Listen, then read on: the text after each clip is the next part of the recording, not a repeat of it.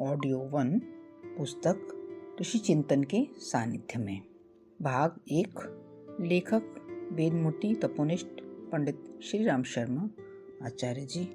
शीर्षक स्वाध्याय एक अनिवार्य दैनिक कृत्य। मानव जीवन में सुख की वृद्धि करने के उपायों में स्वाध्याय एक प्रमुख उपाय है। स्वाध्याय से ज्ञान की वृद्धि होती है, मन में महानता, आचरण में पवित्रता और आत्मा में प्रकाश आता है।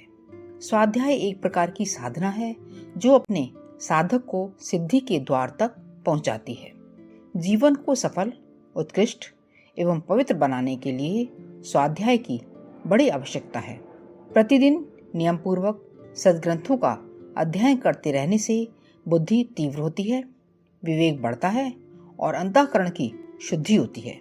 अतः प्रतिदिन चिंतन मनन के साथ स्वयं पढ़ें एवं दूसरों को पढ़ाने का प्रयास करें। पंडित श्री राम शर्मा आचार्य जी। शीर्षक उठो, हिम्मत करो।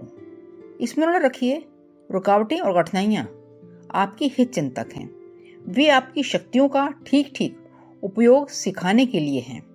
वे मार्ग के कंटक हटाने के लिए हैं। वे आपके जीवन को आनंदमय बनाने के लिए हैं। जिनके रास्ते में रुकावटें नहीं पड़ी, वे जीवन का आनंद ही नहीं जानते। उनको जिंदगी का स्वाद ही नहीं आया। जीवन का रस उन्होंने ही चखा है जिनके रास्ते में बड़ी बड़ी कठिनाइयां आई हैं। वे ही महान आत्मा कहलाई हैं। उन्हीं का जीवन जीवन कहला सकता है। उठो, उदासीनता त्यागो, प्रभु की ओर देखो। वे जीवन के पुंज हैं। उन्होंने आपको इस संसार में निरर्थक नहीं भेजा। उन्होंने जो श्रम आपके ऊपर किया है उसको सार्थक करना आपका काम है। यह संसार तभी तक दुखमय दिखता है जब तक कि हम इसमें अपना जीवन होम नहीं करते। बलिदान हुए बीज पर ही वृक्ष का उद्भव होता है। फूल और फल उसके जीवन की सार्थकता सिद्ध करते हैं। सदा प्रसन्न रहो, मुसीबतों का खिले चेहरे से सामना करो। आत्मा सबसे बलवान है, इस सच्चाई पर दृढ़ विश्वास रखो। यह विश्वास ईश्वरीय विश्वास है। इस विश्वास द्वारा आप सब कठिनाइयों पर विजय पा सकते हैं। कोई कायरता आपके सामने ठहर नहीं सकती। इसी से आपके बल की वृद्धि होगी। यह आपकी आंतरिक शक्तियों का विकास करेगा। अखंड ज्योति, फरवरी 40। शीर्षक आनंद की खोज। आनंद की खोज में भटकता हुआ इंसान दरवाजे दरवाजे पर टकराता फिरता है। बहुत सा रुपया जमा करें, उत्तम स्वास्थ्य रहे, सुस्वाद्य भोजन करें, सुंदर वस्त्र पहने, बढ़िया मकान और सवारियां हों, नौकर चाकर हों, पुत्र पुत्री हों, बंधुओं से घर भरा हो, उच्च अधिकार प्राप्त हो, समाज में प्रतिष्ठा हो, कीर्ति हो। ये चीजें आदमी प्राप्त करता है। जिन्हें ये चीजें उपलब्ध नहीं होती वे प्राप्त करने की कोशिश करते हैं। जिनके पास हैं वे उससे अधिक लेने का प्रयत्न करते हैं। इन सब तस्वीरों में आनंद की खोज करते करते चिरकाल बीत गया, पर राजहंस को ओस ही मिली। मोती उसकी तो खोज ही नहीं की, मानसरोवर की ओर तो मुंह ही नहीं किया, लंबी उड़ान भरने की तो हिम्मत ही नहीं बांधी। मन ने कहा, जरा इसे और देख लूं। आंखों से नजदीक पड़ने वाले मानसरोवर में मोती मिल ही जाएंगे, इसकी क्या गारंटी है। फिर ओस चाटी और फड़फड़ाया। फिर यही पहिया चलता रहता है। आपने उनमें खोजा, कुछ क्षण पाया भी, परंतु ओस की बूंदें ठहरी। वे दूसरे क्षण जमीन पर गिर पड़ी और धूल में समा गईं। यही नष्ट होने की आशंका अधिक संचय और के लिए प्रेरित करती रहती है। फिर भी नाशवान चीजों का नाश होता ही है। अखंड ज्योति, मार्च 40। शीर्षक पहले दो, पीछे पाओ। यह प्रश्न विचारणीय है कि महापुरुष अपने पास आने वालों से सदैव याचना ही क्यों करता है। मनन के बाद मेरी निश्चित धारणा हो गई कि त्याग से बढ़कर प्रत्यक्ष और तुरंत फलदायी और कोई धर्म नहीं है। त्याग की कसौटी आदमी के खोटे खरे रूप को दुनिया के सामने उपस्थित करती है। मन में जमे हुए कुसंस्कारों और विकारों के बोझ को हल्का करने के लिए त्याग से बढ़कर अन्य साधन हो नहीं सकता। आप दुनिया से कुछ प्राप्त करना चाहते हैं, विद्या बुद्धि संपादित करना चाहते हैं तो त्याग कीजिए। गांठ में से कुछ खोलिए, ये चीजें बड़ी महंगी हैं, कोई नियमित लूट के माल की तरह मुफ्त नहीं मिलती। दीजिए, आपके पास पैसा, रोटी, विद्या, श्रद्धा, सदाचार, भक्ति, प्रेम, समय, शरीर, जो कुछ हो, मुक्त हस्त होकर दुनिया को दीजिए, बदले में आपको बहुत मिलेगा।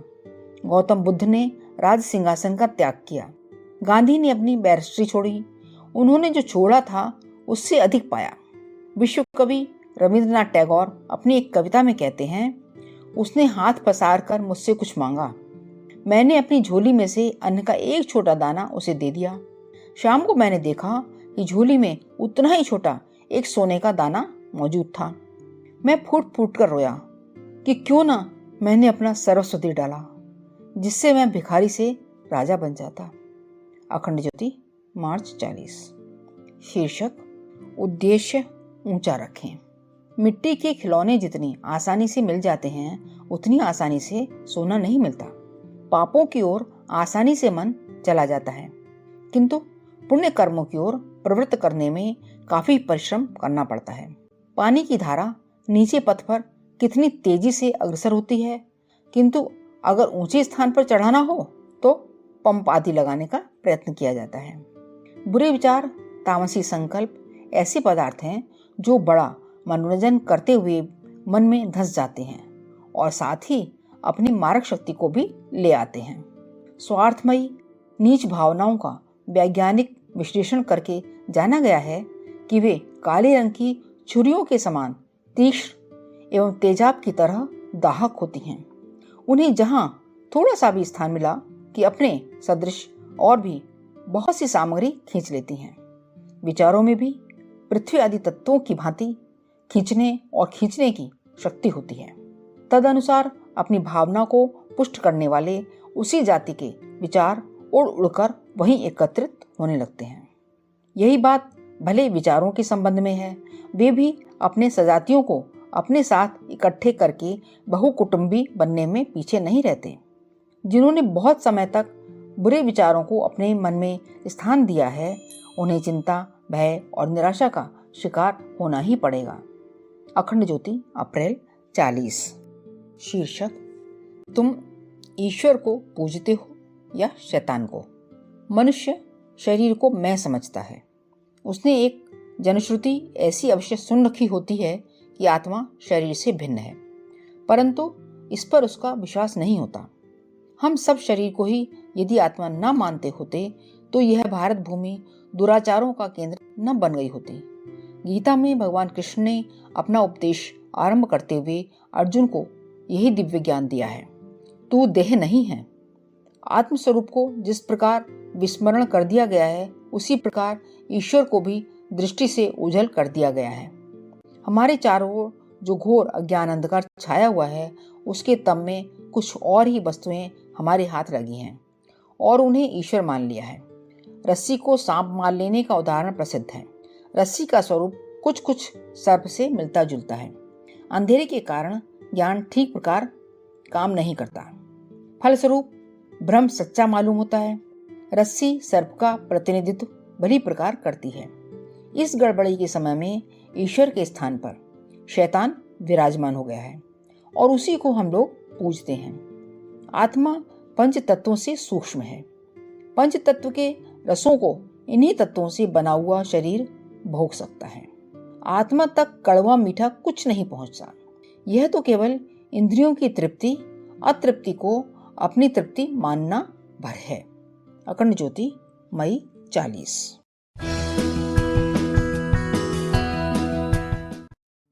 ऑडियो 2, पुस्तक ऋषि चिंतन के सानिध्य में, भाग 1। लेखक वेदमूर्ति तपोनिष्ठ पंडित श्री राम शर्मा आचार्य जी। शीर्षक, आत्मिक तृप्ति का आधार। संसार के प्रमुख दार्शनिकों का मत है कि जीव की स्वाभाविक इच्छा और अभिलाषा आत्मिक उन्नति की है। भौतिक सुविधाओं को लोग इकट्ठा करते हैं, इंद्रियों के विषय भोगते हैं, पर बारीक दृष्टि से देखने पर पता चलता है कि ये सब कार्य भी आत्मिक तृप्ति के लिए किए जाते हैं। यह दूसरी बात है कि धुंधली दृष्टि होने के कारण लोग नकल को ही असल समझ बैठे। आपने बड़े परिश्रम से धन इकट्ठा किया है, किंतु विवाह में उसे बड़ी उदारता के साथ खर्च कर देते हैं। उस दिन 1 पैसे के लिए प्राण दिए मरते थे, आज आप अशर्फियां क्यों लुटा रहे हैं? इसलिए कि आज आप धन संचित रखने की अपेक्षा उसे खर्च कर डालने में अधिक सुख का अनुभव करते हैं। डाकू जिस धन को जान हथेली पर रखकर लाया था, उसे मदिरा पीने में इस तरह क्यों उड़ा रहा है? इसलिए कि वह मदिरा पीने के आनंद को धन जोड़ने की अपेक्षा अधिक महत्व देता है। बीमारी में, धर्म कार्यों में या अन्य बातों में काफी पैसा खर्च हो जाता है, किंतु मनुष्य कुछ भी रंज नहीं करता। यही पैसा यदि चोरी में चला गया होता तो उसे बड़ा दुख होता। इन उदाहरणों में आप देखते हैं कि जिनका अमूल्य जीवन धन संचय में खर्च हुआ जा रहा है, वे अपने उस जीवन रस को भी एक समय बड़ी लापरवाही के साथ उड़ा देते हैं। ऐसा इसलिए होता है कि उन खर्चीले कामों में आदमी अधिक आनंद का अनुभव करता है। अखंड ज्योति, जून 40। शीर्षक, गीता का कर्मयोग। प्रत्येक व्यक्ति संसार में किसी न किसी विशेष उद्देश्य से आता है और उसका यह एक जन्मजात स्वभाव भी होता है। वह उस विशेष उद्देश्य को पूरा करते हुए स्वभाव के अनुसार कर्म करने में समर्थ होता है। इसके विपरीत जाने के लिए वह स्वतंत्र नहीं। उदाहरण के रूप में अर्जुन को लीजिए। पृथ्वी के भार को दूर करने के विशेष उद्देश्य से उसका जन्म हुआ था, अतः इस कार्य में वह परतंत्र हुआ। उसे यह कार्य करना ही होगा। ईश्वर समस्त प्राणियों के हृदय में रहता हुआ उन्हें घुमाता रहता है। हमारे शरीर के भीतर जितने रक्त के कण हैं, वे जिस स्थान पर हैं वहीं रहने के लिए विवश हैं। कहा जा सकता है कि हमारी शक्ति उनके भीतर है और हम उनको संचालित करते हैं, परंतु वे अपने स्थान पर रहते हुए अपनी चेष्टाओं में स्वतंत्र हैं। ऐसे ही ईश्वर द्वारा नियुक्त स्थान पर रहते हुए संसार में अपने आने के विशेष उद्देश्य को पूर्ण करते हुए मनुष्य अपनी दूसरी चेष्टाओं में स्वतंत्र है। यही है मनुष्य का कर्म स्वातंत्र्य। इसीलिए भगवान ने कर्मण्येव अधिकारस्ते कहा है। केवल कर्म में अधिकार है, स्वभाव परिवर्तन या ईश्वर के दिए स्थान परिवर्तन में नहीं। माँ फलेषु कदाचन, फल में तेरा अधिकार कभी नहीं है। अतः कर्म का यह फल होगा ही या यह फल होना चाहिए, ऐसा सोचकर कर्म करने वाले सर्वदा दुख पाते हैं। अखंड ज्योति, जुलाई 40। शीर्षक, कर्म या पाखंड। कार्य को आरंभ न करने मात्र से व्यक्ति निष्कर्मावस्था का आनंद प्राप्त नहीं करता। शरीर के द्वारा निष्क्रिय हो गए तो क्या लाभ, क्योंकि बंधन और मोक्ष का कारण तो मन है। मन को निष्क्रिय बनाना है। मन की निष्क्रियता है कर्म और कर्म फल से अनासक्त रहना। आलसी बनकर बैठे मत रहो। फल में अपना अधिकार ही नहीं। उद्योग करने पर भी फल प्राप्त होगा यह निश्चित नहीं।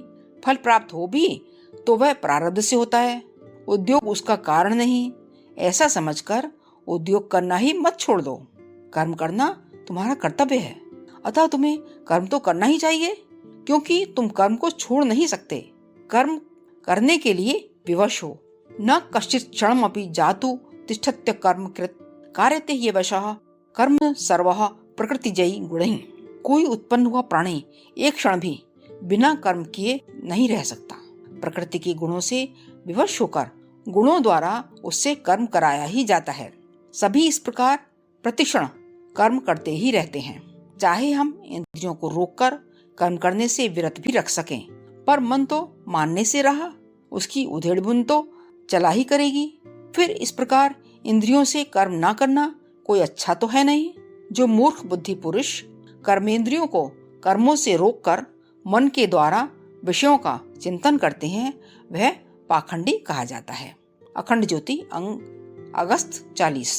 शीर्षक, आत्मशक्ति का विकास। मानव जीवन का मुख्य उद्देश्य अपनी आत्मिक शक्तियों का विकास करना है। जो प्राणी इस मनुष्य देह को धारण करके भी अपनी आत्मिक शक्तियों का विकास नहीं करता, अपनी आत्मा के समीप नहीं पहुंचता, वह न इस संसार में शांति प्राप्त कर सकता है और न परलोक को ही सुखमय बना सकता है। इसलिए यदि मनुष्य चाहता है कि उसे सच्ची शांति प्राप्त हो, उसका जीवन सुखमय बने, तो उसे अवश्य अपनी आत्मिक शक्तियों का विकास करना चाहिए, क्योंकि आत्मा ही पूर्ण शांति और सुख का भंडार है। हम भूल करके संसार के विषयों में सुख का अन्वेषण करते हैं, किंतु संसार के विषयों में सुख कहाँ, वे तो जड़ हैं। भला जड़ पदार्थों में सुख कहाँ, जबकि सुख गुण ही चेतन पदार्थ का है, जड़ का नहीं। तो वह बेचारा जड़ पदार्थ हमें कैसे सुख देगा? जो वस्तु स्वयं ही क्षण भंगुर है, वह हमें शाश्वत शांति कैसे देगी? संसार के विषय भोग तो बालक नचिकेता के कथनानुसार कल तक रहने वाले हैं। उनसे सुख मिलना तो दूर, वे तो हमारी इंद्रियों के तेज और सामर्थ्य को भी नष्ट करने वाले हैं।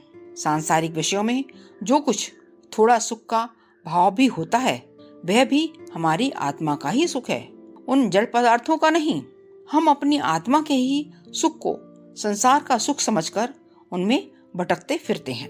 अखंड ज्योति, अक्टूबर 40। शीर्षक, सच्चा धर्मात्मा कौन? सच्चे आध्यात्मिक व्यक्ति के हृदय में प्रेम, ईमानदारी, सत्यता, उदारता, दया, श्रद्धा, भक्ति और उत्साह के भाव उत्पन्न होते हैं। ये सब आत्मा के स्वाभाविक गुण हैं।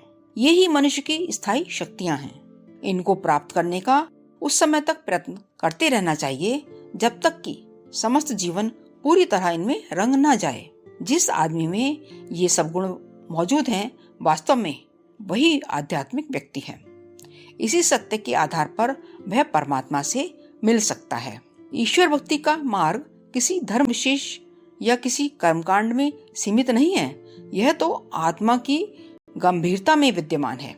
केवल ईश्वर रटने वाले धर्मात्मा नहीं होते, वरन वे ही व्यक्ति धर्मात्मा होते हैं जो परमात्मा के आदेशों पर अथवा उनके बताए हुए मार्ग पर चलते हैं। आत्मा की परमात्मा से एकता कर देना ही सब धर्मों का मूल है। धन्य है वे आदमी जो परमात्मा का उपदेश सुनते हैं और उसके अनुसार आचरण करते हैं। जो आत्मा इस सुंदर जीवन में पदार्पण कर चुकी, उसके लिए अंतर्ज्ञान का दरवाजा खुला हुआ है। शुद्ध हृदय वाले आदमी धन्य हैं, क्योंकि वे ही परमात्मा का दर्शन करेंगे। इस दर्शन में जो आनंद है, उसका वर्णन कौन कर सकता है? परमेश्वर का अस्तित्व अपने आप में अनुभव करने से ही आपका काम बन जाएगा। अखंड ज्योति, जनवरी 41। शीर्षक, प्रभु की माया। जो जानता है कि मैं नहीं जानता पर कहता है कि मैं जानता हूँ, वह झूठा है। जो जानता है कि मैं अंश रूप में जानता हूँ और कहता है कि मैं जानता हूँ, वह वास्तव में नहीं जानता है, कारण कि पूर्ण रूपेण जानना वास्तव में असंभव ही है। जो जानता है कि मैं नहीं जानता और कहता है कि मैं नहीं जानता हूँ, वह सत्य कहता है। जो जानता है कि मैं अंश रूप में जानता हूँ और कहता है कि मैं नहीं जानता हूँ, वह कुछ जानता है, पर वह अधूरा ही है। यह प्रभु की माया है। जो जानता है कि मैं जानता भी हूँ और नहीं भी जानता, और यही कहता भी है, वह औरों से अधिक जानता है। परंतु जो जानता है कि मैं जानता भी हूँ और नहीं भी जानता, इसी कारण चुप रहता है, किसी से कुछ नहीं कहता, वह वास्तव में बहुत जानता है। इतना जानकर भी जो प्रभु के प्रेम में सब कुछ भूल जाता है, वह प्रभु में लय हो जाता है। वह धन्य है। वही पूर्णतया जानता है जो जानकर भी भूल गया है। जो भक्त है, अनन्य प्रेमी है, वह अब क्या बताए? उसके पास बताने की कोई बात ही नहीं है। उसके द्वंद्व मिट चुके हैं। अब कौन बताए और किसे बताए? बताने को धरा ही क्या है? यही प्रभु की माया है। उसकी माया वही जाने। प्रभु की माया अपरंपार है। अखंड ज्योति, जनवरी 41।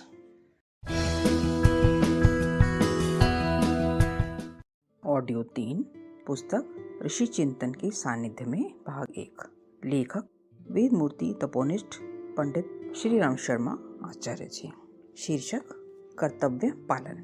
जिन कार्यों को करने की हृदय स्वीकृति दे, वही मनुष्य का कर्तव्य अथवा धर्म है, और हृदय जिन कार्यों को करने की सलाह न दे, उन्हें नहीं करना चाहिए, क्योंकि वे अधर्म या अकर्तव्य हैं। जो मनुष्य अपने कर्तव्यों का यथोचित रीति से पालन करता है, उस सदाचारी मनुष्य को कभी भी कोई दुख नहीं सहन करना पड़ता, क्योंकि वह ईश्वर की इच्छा अनुसार कार्य करता है।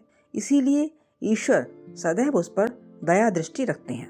प्रायः ऊपर से देखने पर सदाचारी पुरुष निर्धन और दुखी मालूम होते हैं, पर वास्तव में यह बात नहीं है। सदाचारी पुरुष में असाधारण दैवी शक्ति होती है। जिस पुरुष में वह दैवी शक्ति है वह दुखी कैसा?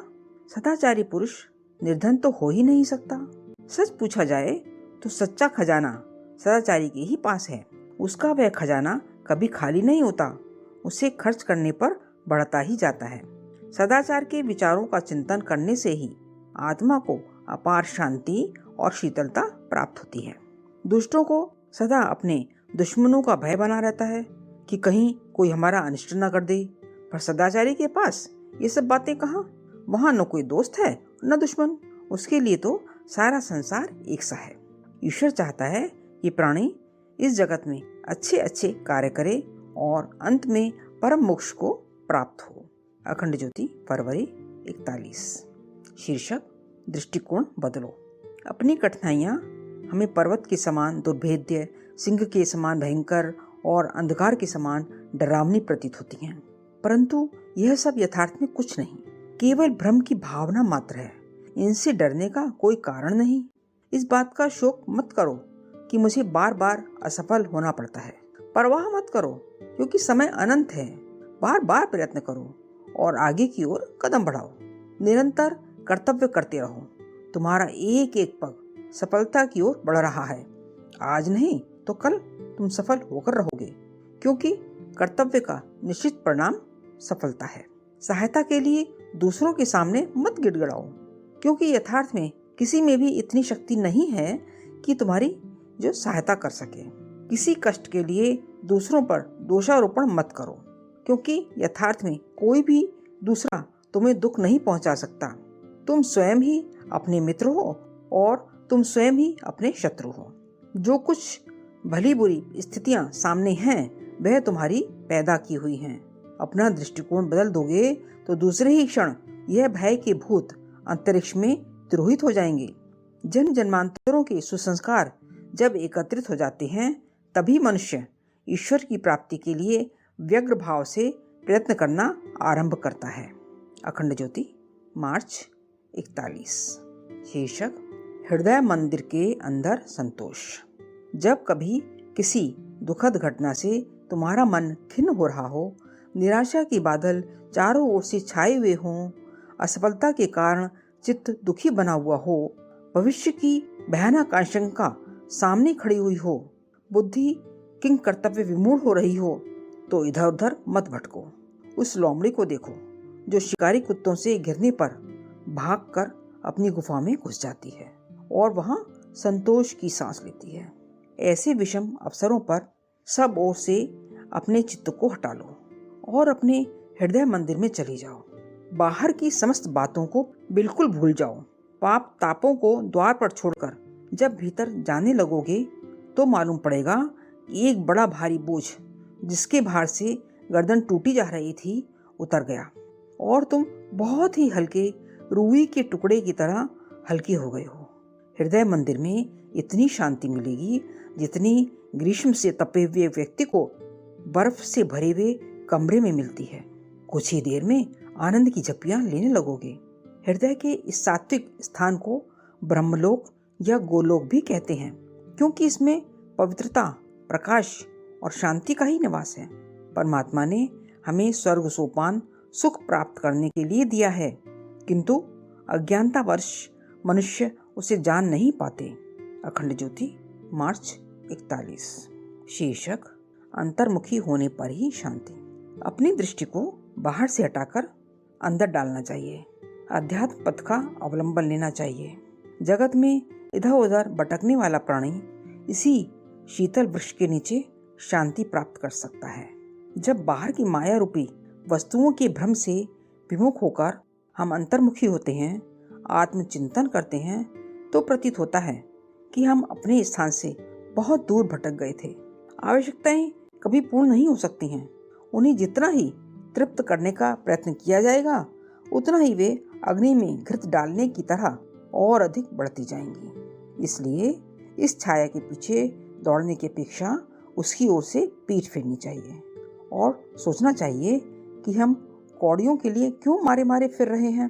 जबकि हमारे अपने घर में भंडार भरा हुआ है। अंतर में मुंह देखने पर, परमात्मा के निकट उपस्थित होने पर वह ताली मिल जाती है, जिससे सुख और शांति के अक्षय भंडार का दरवाजा खुलता है। अपनी वास्तविक स्थिति को जानने से, आत्म स्वरूप को पहचानने से, संसार के स्वरूप का सच्चा ज्ञान होने से शांति की शीतल धारा प्रवाहित होती है, जिसके तट पर असंतोष की ज्वाला जलती हुई नहीं रह सकती। सच्चा संतोष उपलब्ध होने पर उसकी बाह्य आवश्यकताएं बहुत ही थोड़ी रह जाती हैं, और जब थोड़ा चाहने वाले को बहुत मिलता है तो उसे बड़ा आनंद प्राप्त होता है। अखंड ज्योति, मार्च 41। शीर्षक: असत्य की ओर नहीं, सत्य की ओर। सत्य सत्य सत्य। आह, कितना सुंदर शब्द है। उच्चारण करते ही जिह्वा को शांति मिलती है। विचार करते ही मस्तिष्क शीतल हो जाता है। हृदयंगम करने से कलेजा ठंडक अनुभव करता है। झूठ के मायावी प्रपंचों में उलझकर ईश्वर का राजकुमार मनुष्य मानवता से पतित होकर पशु बन गया है। सत्य की अवहेलना करने का अभिशाप वह भुगत रहा है। ईश्वर सत्य है, आत्मा सत्य है, प्रभु की त्रिगुणमयी लीला सत्य है। सर्वत्र सत्य ही सत्य व्याप्त हो रहा है। जीवन के कण कण की एक ही प्यास है, सत्य। हमारा जीवन इसलिए है कि अखिल सत्य तत्व में विचरण करते हुए अमृत का पान करें। प्रभु ने कृपा करके हमें अपने संसार की सत्य रूपी वाटिका में भ्रमण करके आनंद लाभ करने के लिए भेजा है। परंतु हाय, हम तो अपने को बिल्कुल ही भूले जा रहे हैं। वास्तव में दुनिया कुछ नहीं है, अपनी छाया ही संसार के दर्पण में प्रतिबिंबित हो रही है। सत्य मनुष्यों को प्रेरणा देता है कि अंतर में दृष्टि डालो, अपना दृष्टिकोण बदलो, अपना और दुनिया का स्वरूप समझो, अपने को अच्छा बना डालो। बस सारी दुनिया तुम्हारे लिए अच्छी बन जाएगी। तुम सत्यनिष्ठ बनो, दुनिया तुम्हारे साथ सत्य का आचरण करेगी। श्रुति कहती है, असतो मां सद्गमय। असत्य की ओर नहीं, सत्य की ओर गमन कीजिए, आपका इसी में कल्याण है। अखंड ज्योति, जनवरी 42। शीर्षक: सत्य का प्रकाश। मैंने इस दुनिया में बहुत वस्तुएं देखी हैं और बहुत अनुभव किया है, परंतु ऐसी कोई चीज मुझे नहीं मिली जो सत्य से बढ़कर हो। दुनिया में बहुत तरह के प्रकाश हैं, परंतु महान पुरुष केवल सत्य के प्रकाश को ही प्रकाश कहते हैं। कदापि मिथ्या भाषण न करना। मनुष्य यदि इस धर्म का पालन करता रहे तो फिर उसे अन्य धर्मों का पालन करने की क्या आवश्यकता है। शरीर पानी से शुद्ध हो सकता है, पर मन की पवित्रता बिना सत्य भाषण के नहीं हो सकती। जिसका हृदय सत्य से पवित्र है वह अन्य हृदयों पर शासन करेगा। वह श्रेष्ठ दानी है और महान तपस्वी है जो सदैव सत्यपरायण है। सिद्धियां उसके चरणों में लौटती फिरेंगी। मनुष्य को इससे बढ़कर और क्या कीर्ति मिल सकती है कि उसे सत्यवादी कहा जाए। सच्चाई वह है जिसके साथ मृदु भाषण और हित कामना भी हो। ऐसी सच्चाई जिससे दूसरों को हानि पहुंचती हो, उससे तो वह झूठ ही अच्छा जिससे दूसरों का हित होता है। जिस बात को कहने में तुम्हारा मन झिझकता है, जिसका कहना अनावश्यक समझते हो या जिससे मिथ्यात्व का बोध होता है, उसे मत कहो, क्योंकि झूठ बोलने से तुम्हारी ही आत्मा तुम्हें शाप देगी। सत्य पर डटे रहो। न्याय युक्त काम को करते हुए कभी लज्जित मत हो। जिस बात को तुम न्याय युक्त समझते हो उसी का निश्चय करो और फिर उस पर जम जाओ। अखंड ज्योति, जनवरी 42। शीर्षक: दूसरों पर दया करो। महान पुरुषों के पास पैसा नहीं होता और न वे उसकी इच्छा करते हैं, क्योंकि दया से लबालब भरा हुआ हृदय उनके पास कुबेर के भंडार की तरह मौजूद रहता है। कहते हैं कि इस दुनिया में गरीब का कोई ठिकाना नहीं। निश्चय समझो, परलोक में उनका कोई ठिकाना न होगा जिनके मन में दया नहीं है। दरिद्र मनुष्य एक दिन संपन्न हो सकता है, परंतु वह भिखमंगा इसी तरह दर दर पर दुत्कार खाता फिरेगा जिसका हृदय दया से रहित है। सत्य को कौन प्राप्त करेगा? ईश्वर के कौन दर्शन करेगा? वह जिसके हृदय में दया है। निर्दयी मनुष्य तो अपाहिज हैं। वे अपनी बगल में रखे हुए उत्तम उत्तम पदार्थों को भी न ले सकेंगे। अरे ओ निर्दयी मनुष्यों, ठहरो, दूसरों को सताने से पहले जरा सोचो तो सही कि जब इसी तरह तुम भी सताए जाओगे तब तुम्हारी क्या दशा होगी। दया का परित्याग करके क्रूरता और पाप के पथ पर आरूढ़ क्यों होते हो? क्या तुम इतना भी नहीं जानते कि इन दुष्ट कर्मों का फल तुम्हें जन्म जन्मांतरों तक घुट घुट कर भुगतना पड़ेगा। धरती माता साक्षी है कि नारकीय यंत्रणाएं पापियों के लिए ही हैं, दयालुओं के लिए नहीं। जिनके हृदय में दया है वे अंधकार में न भटकेंगे। इसलिए ए आंख वालों, देखो और अपने मन में दया को स्थान दो। दूसरों के साथ दयालुता का व्यवहार करो। अखंड ज्योति, फरवरी 42।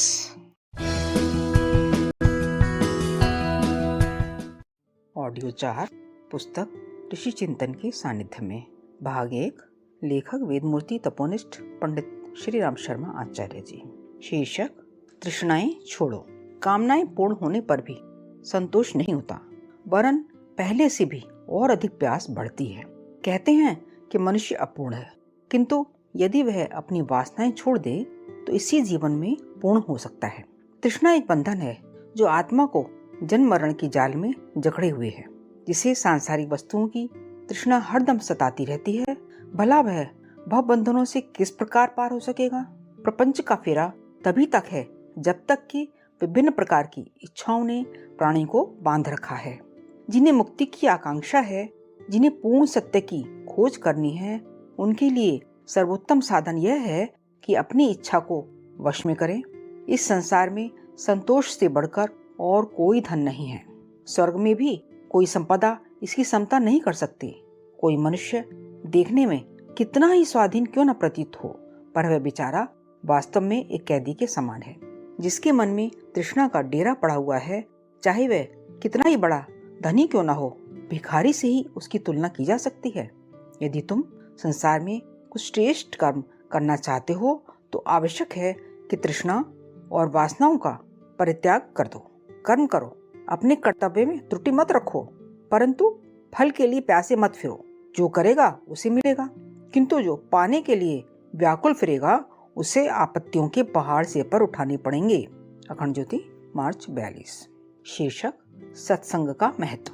तुम्हें ऐसे व्यक्तियों का प्रेम पात्र बनने का सदैव प्रयत्न करते रहना चाहिए जो कष्ट पड़ने पर तुम्हारी सहायता कर सकते हैं और बुराइयों से बचाने की एवं निराशा में आशा का संचार करने की क्षमता रखते हैं। खुशामदी और चापलूसों से घिर जाना आसान है। मतलबी दोस्त तो पल भर में इकट्ठे हो सकते हैं, पर ऐसे व्यक्तियों का मिलना कठिन है जो कड़वी समालोचना कर सकें, जो खरी सलाह दे सकें, फटकार सकें और खतरों से सावधान कर सकें। राजा और साहूकारों की मित्रता मूल्यवान समझी जाती है, पर सबसे उत्तम मित्रता उन धार्मिक पुरुषों की है जिनकी आत्मा महान है। जिनके पास पूंजी नहीं है वह कैसा व्यापारी, जिसके पास सच्चे मित्र नहीं है वह कैसा बुद्धिमान। उन्नति के साधनों में इस बात का बड़ा मूल्य है कि मनुष्य को श्रेष्ठ मित्रों का सहयोग प्राप्त हो। बहुत से शत्रु उत्पन्न कर लेना मूर्खता है, पर उससे भी बढ़कर मूर्खता यह है कि भले व्यक्तियों की मित्रता को छोड़ दिया जाए। निर्मल बुद्धि और श्रम में श्रद्धा, यही दो वस्तुएं किसी मनुष्य को महान बनाने वाली हैं।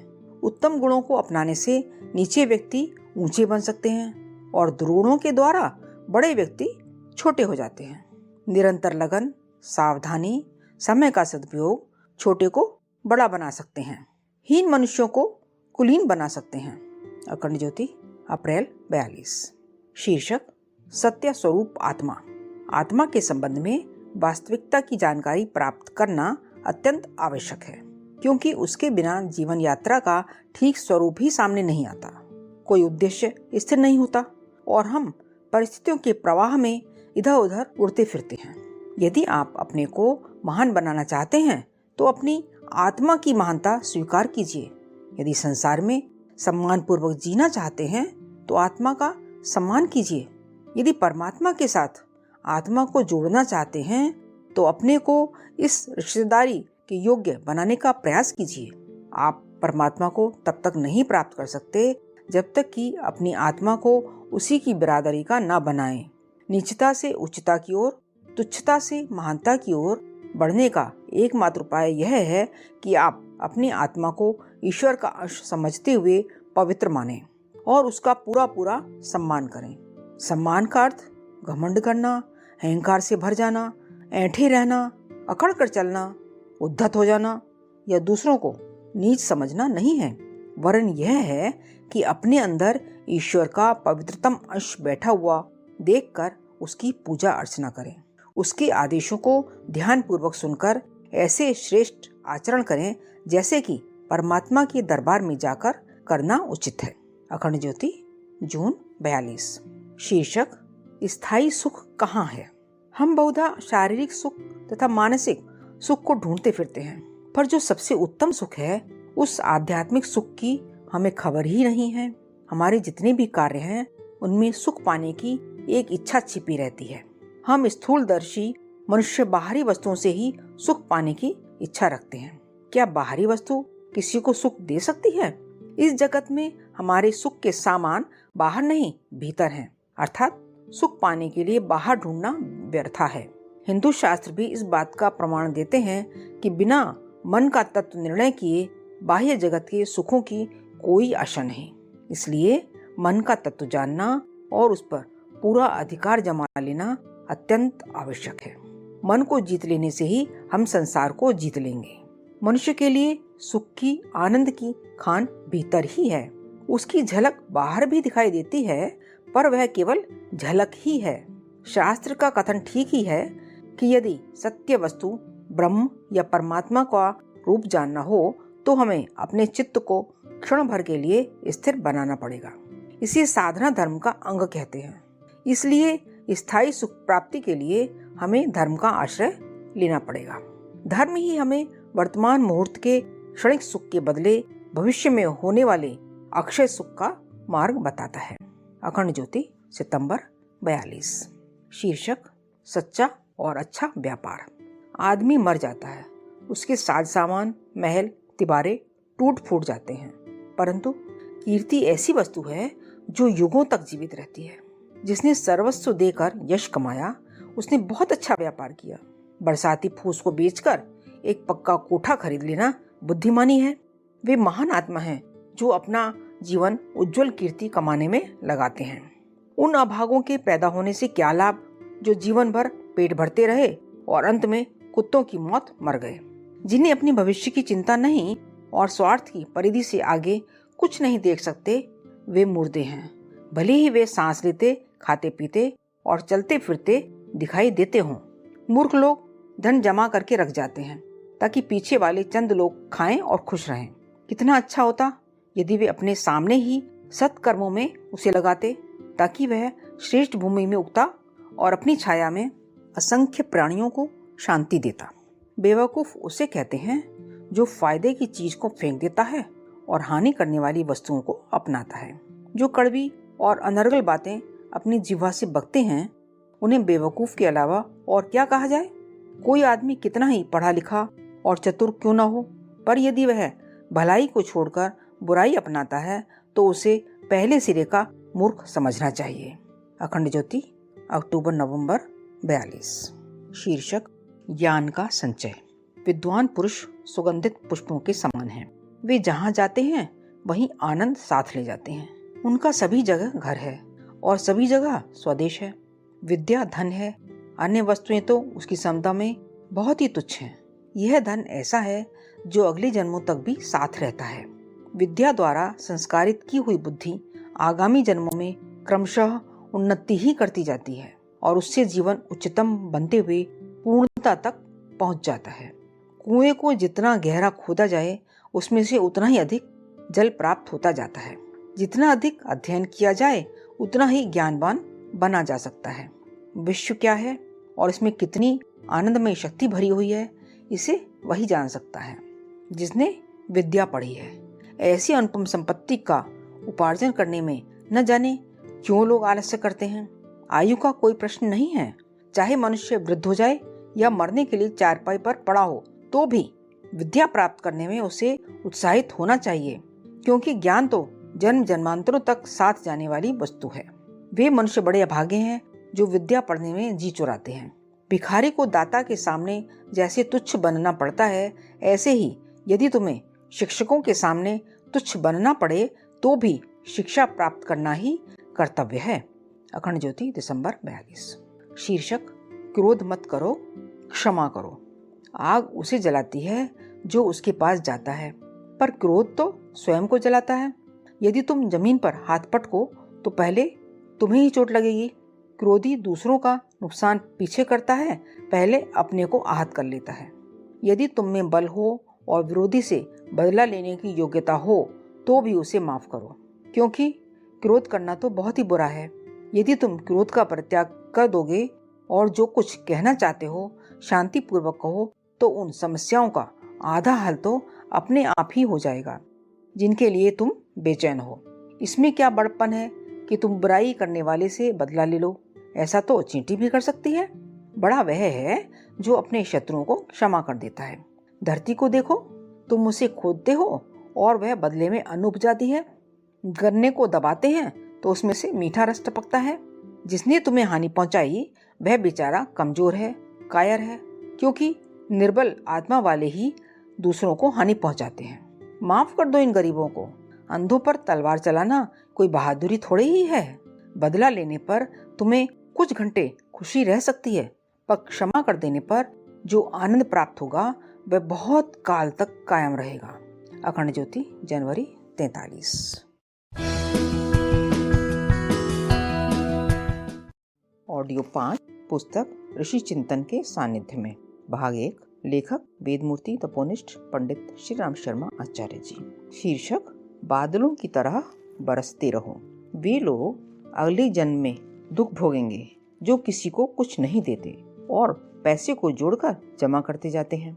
जिसने अपने घर में दौलत के ढेर जोड़ रखे हैं मगर उसका सदुपयोग नहीं करता, उसे एक प्रकार का चौकीदार ही कहना चाहिए। उसका जीवन पृथ्वी के लिए भार रूप है।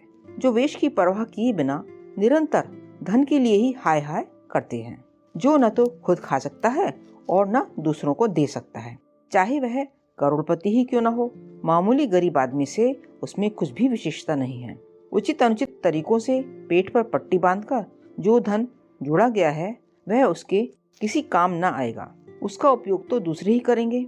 वह मनुष्य बुद्धिमान है जिसने अपना धन शुभ कर्मों में खर्च कर दिया है। असल में वह बरसने वाले बादलों के समान है, जो आज खाली होता है तो कल फिर भर जाएगा। मिलनसारी, भलमनसाहत का व्यवहार और दूसरों के हितों का ख्याल रखना, ये ऐसे गुण हैं जिनसे दुनिया अपनी हो सकती है। संसार उनको भुला नहीं सकता जो अपने से छोटे और बड़ों के साथ शिष्टता का व्यवहार करते हैं। स्वार्थी व्यक्ति के पास चाहे कितनी ही विद्या और संपत्ति क्यों न हो, वह उस दूध के समान निकम्मा है जो गंदे पात्र में रखा होने से दूषित हो गया है। अखंड ज्योति फरवरी 43। शीर्षक प्रार्थना कब सफल होगी। ईश्वर से की गई प्रार्थना का तभी उत्तर मिलता है जब हम अपनी शक्तियों को काम में लाएं।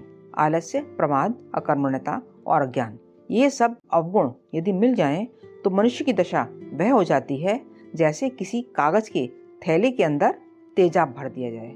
ऐसा थैला अधिक समय तक न ठहर सकेगा और बहुत जल्द गलकर नष्ट हो जाएगा। ईश्वरीय नियम बुद्धिमान माली के समान है, जो निकम्मे घास कूड़े को उखाड़कर फेंक देता है और योग्य पौधों की भरपूर साज संभाल रखकर उन्हें उन्नत बनाता है। जिसके खेत में निकम्मे खरपतवार उग पड़े, उसमें अन्न की फसल मारी जाएगी। ऐसे किसान की कौन प्रशंसा करेगा जो अपने खेत की दुर्दशा करता है। निश्चय ही ईश्वरीय नियम निकम्मे पदार्थों की गंदगी हटाते रहते हैं ताकि सृष्टि का सौंदर्य नष्ट न होने पाए। प्रार्थना का सच्चा उत्तर पाने का सबसे प्रथम मार्ग आत्मविश्वास है। कर्तव्य परायण द्वारा ही सच्ची प्रार्थना होनी संभव है। ईश्वर नामक सर्वव्यापी सत्ता में प्रवेश करने का द्वार आत्मा में होगा है, वही इस खाई का पुल है। अविश्वासी और आत्मघाती लोग निश्चय ही विपत्ति में पड़े रहते हैं और सही मार्ग की तलाश करते फिरते हैं। आत्म तिरस्कार करने वालों को ईश्वर के यहाँ भी तिरस्कार मिलता है और उनकी प्रार्थना भी निष्फल चली जाती है। अखंड ज्योति मार्च 43। शीर्षक अपनी रोटी बांटकर खाइए। आप बड़े सौभाग्यशाली हैं यदि आपको ईश्वर ने श्रम, वैभव, विद्या, पद, बल, यश तथा चातुर्य दिया है। इन विभूतियों की सहायता से आपका जीवन सुखी और आनंदमय होगा, परंतु वह आनंद अधूरा, नीरस और क्षणिक होगा यदि इन संपदाओं का उपयोग केवल अपने ही संकुचित लाभ के लिए करेंगे। आनंद को अनेक गुना बढ़ाने का मार्ग यह है कि अपनी रोटी बांट कर खाओ। जो आपको प्राप्त है उसका कुछ अंश उन लोगों को बांट दो जिन्हें इसकी आवश्यकता है। इससे दोहरा लाभ होगा। वह अभावग्रस्त मनुष्य उन्नति के साधन प्राप्त करके विकसित होगा और त्याग करने पर जो आनंद एवं आध्यात्मिक सुगंध उत्पन्न होती है आप उसे प्राप्त करेंगे। दोनों पक्षों को एक अपूर्व आनंद प्राप्त होगा और उसके कारण संसार के सुख में कुछ और वृद्धि हो जाएगी। आनंद का सच्चा मार्ग यह है कि अपनी रोटी बांट कर खाओ। अपनी संपदाओं से दूसरों की सहायता करके वही करो जो ईश्वर ने तुम्हारे साथ किया है। ईश्वर को आनंद घन कहा जाता है क्योंकि वह अपनी दिव्य विभूतियां निस्वार्थ भाव से प्राणियों को देता है। आप भी सर्वोच्च आनंद में महान पद प्राप्त कर सकते हैं बशर्ते कि अपनी रोटी बांट कर खाएं। अखंड ज्योति, अप्रैल 43। शीर्षक, किसी परिस्थिति में विचलित ना हो। जीवन में कई अवसरों पर बड़ी विकट परिस्थितियां आती हैं। उनका आघात असह्य होने के कारण मनुष्य व्याकुल हो जाता है और अपनी विवशता पर रोता चिल्लाता है। प्रिय और अप्रिय घटनाएं तो आती हैं और आती ही रहेंगी। ऐसे अवसरों पर हमें विवेक से काम लेना चाहिए। ज्ञान के आधार पर ही हम उन अप्रिय घटनाओं के दुखद परिणाम से बच सकते हैं। ईश्वर की दयालुता पर विश्वास रखना ऐसे अवसरों पर बहुत ही उपयोगी है। हमारा ज्ञान बहुत ही स्वल्प है, इसलिए हम प्रभु की कार्यविधि का रहस्य नहीं जान पाते। जिन घटनाओं को हम आज अप्रिय देख समझ रहे हैं वे यथार्थ में हमारे कल्याण के लिए होती हैं। हम अपने मोटे और अधूरे ज्ञान के आधार पर परिस्थितियों का असली हेतु नहीं जान पाते, तो भी उसमें कुछ न कुछ हमारा हित अवश्य छिपा होगा जिसे हम समझ नहीं पाते। कष्टों के समय हमें ईश्वर की न्यायपरायणता और दयालुता पर अधिकाधिक विश्वास करना चाहिए। इससे हम घबराते नहीं और उस विपत्ति के हटने तक धैर्य धारण किए रहते हैं। संतोष करने का शास्त्रीय उपदेश ऐसे ही समय के लिए है। कर्तव्य करने में प्रमाद करना संतोष नहीं, वरन आई हुई परिस्थिति में विचलित न होना संतोष है। संतोष के आधार पर कठिन प्रसंगों का आधा भार हल्का हो जाता है। अखंड ज्योति, अप्रैल 43। शीर्षक, मनुष्य अपने भाग्य का निर्माता आप है। जब तक आप दूसरों पर आश्रित रहते हैं या समझते हैं कि हमारे कष्टों को कोई और दूर करेगा, तब तक बहुत बड़े भ्रम में हैं। जो उलझनें आपके सामने हैं उनका दुखदायी रूप अपनी त्रुटियों के कारण है। उन त्रुटियों को दूर करके आप स्वयं ही अपनी उलझनें सुलझा सकते हैं। संसार में सफलता प्राप्त करने की आकांक्षा के साथ ही अपनी योग्यताओं में वृद्धि करना भी आरंभ कीजिए। आपका भाग्य किस प्रकार लिखा जाए इसका निर्णय करते समय विधाता आपकी आंतरिक योग्यताओं की परख करता रहता है। उन्नति करने वाले गुणों को यदि अधिक मात्रा में जमा कर लिया गया है तो भाग्य में उन्नति का लेख लिखा जाएगा, और यदि उन्नायक गुणों को अविकसित पड़ा रहने दिया गया है, दुर्गुणों को, मूर्खताओं को अंदर भरकर रखा गया है, तो भाग्य की लिपि दूसरी होगी। विधाता लिख देगा कि इसे तब तक दुख दुर्भाग्यों में ही पड़ा रहना होगा जब तक कि योग्यताओं का संपादन ना करें। अपने भाग्य को जैसा चाहें वैसा लिखाना अपने हाथ की बात है। यदि आप आत्मनिर्भर हो जाएं, जैसा होना चाहते हैं उसके अनुरूप अपनी योग्यताएं बनाने में प्रवृत्त हो जाएं, तो विधाता को विवश होकर आपकी मनमर्जी का भाग्य लिखना पड़ेगा। जब आत्मविश्वास के साथ सुयोग्य मार्ग की तलाश करेंगे तो वह किसी न किसी प्रकार मिलकर ही रहेगा। अखंड ज्योति, सितंबर 43। शीर्षक, प्रेम ही सर्वोपरि है। ईश्वरीय ज्ञान और निस्वार्थ प्रेम के अनुभव से घृणा का भाव नष्ट हो जाता है। तमाम बुराइयां रफूचक्कर हो जाती हैं और वह मनुष्य उस दिव्य दृष्टि को प्राप्त कर लेता है जिसमें प्रेम, न्याय और उपकार ही सर्वोपरि दिखाई पड़ते हैं। अपने मस्तिष्क को दृढ़ निश्चय तथा उदार भावों की खान बनाइए। अपने हृदय में पवित्रता और उदारता की योग्यता लाइए। अपनी जीभ को चुप रहने तथा सत्य और पवित्र भाषण करने के लिए तैयार कीजिए।